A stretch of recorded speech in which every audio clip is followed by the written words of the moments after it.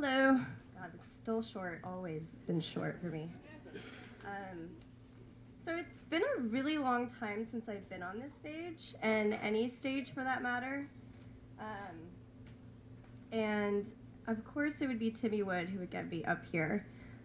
He was definitely someone who believed in me. I don't think I'm funny at all. I think I'm funny to people who have a terrible sense of humor, and he thought I was, and I was so lucky to have him as a friend, as many of you can relate to that as well. So I'm just going to tell you all the story, and then I'm going to have a small thing to say afterwards as well.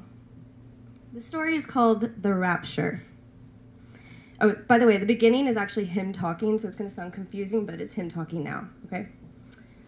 So this story is very special to me because it was told at the very first grown-up story time we did in here as this series, and it's also special because it's true. It really did happen to me.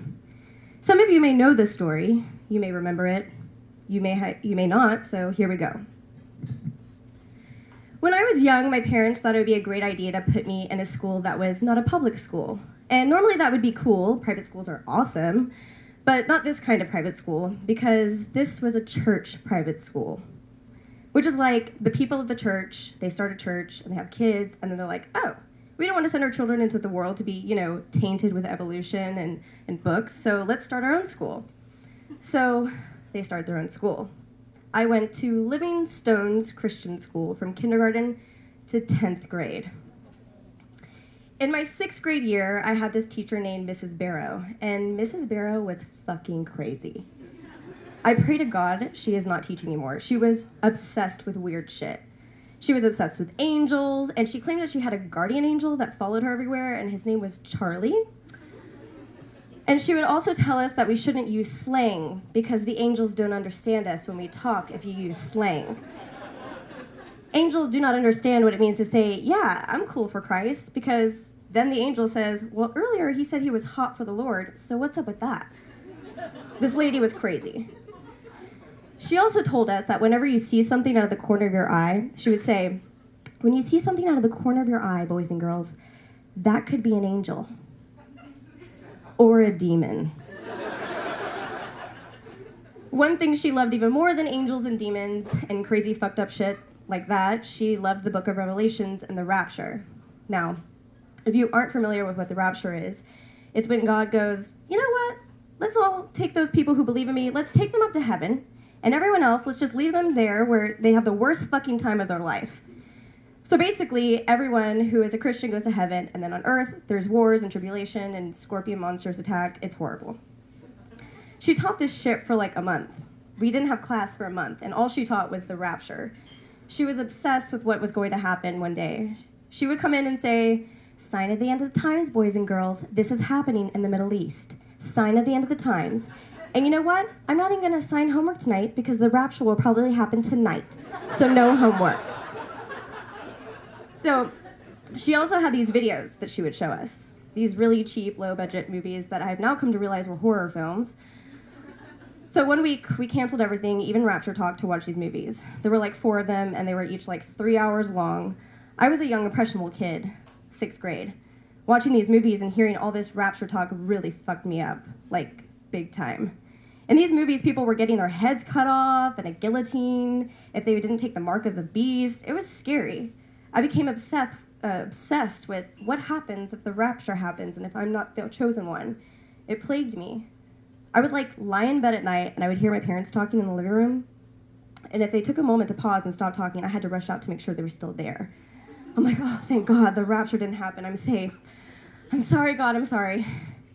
So then, one day, I went to the grocery store with my mom and my sister.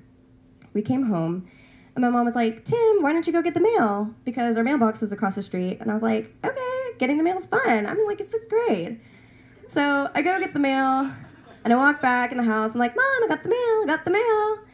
And I walk in, and no one's there. And I was like, that's weird. They were just here. I could have sworn I saw them in the house. I looked in the bedrooms. They're not in the bedrooms. I looked outside. They were not in the backyard. I looked down the front yard. They're not in the front yard. They're not down the street. I'm looking everywhere, and they're nowhere to be found.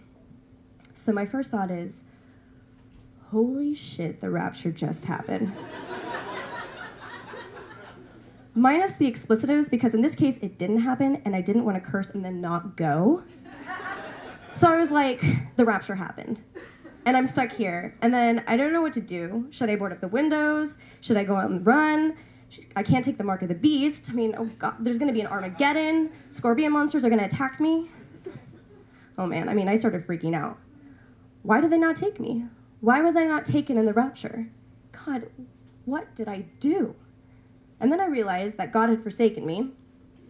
He had taken everything else. And in 6th grade, I get on my knees, crying and bawling, and start cursing to God. What did I do? What did I do? I went to church. I went to Christian school. I went with my sister. Why was I not taken? Now I'm going to have to get my head chopped off. And then my mother walked in the room. Of course, I'm crying. I'm so glad you're here. I thought the rapture happened and I was left behind, and don't make me take the mark of the beast on my forehead. I'm so glad you're here, and the beast united all the nations. But now I'm glad that it happened, because if it hadn't happened, I probably would still be really scared of the rapture. And now that for 15 minutes of my life I kind of lived it, if the rapture does happen and I'm not taken, at least I know I'm prepared. That's the end of the story.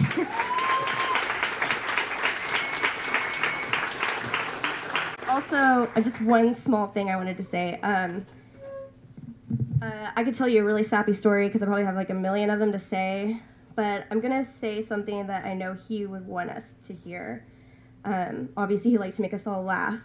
So I was like literally skimming through his Facebook to find something funny, like just a really memorable quote, and I found something that was unfortunately fitting to the situation, but also it kind of gives you insight onto how he wants to be remembered.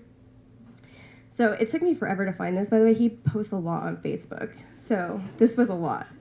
So on December 6, 2011, he posted, "I want my tombstone to say, Timmy Wood, trademarked, breaking hearts, making farts, 1984 to," and he doesn't give you the actual year. He actually puts in parentheses, "we can't find the body." And then he says, "and I mean say, not written on, say." Thank you, Timmy. Love you.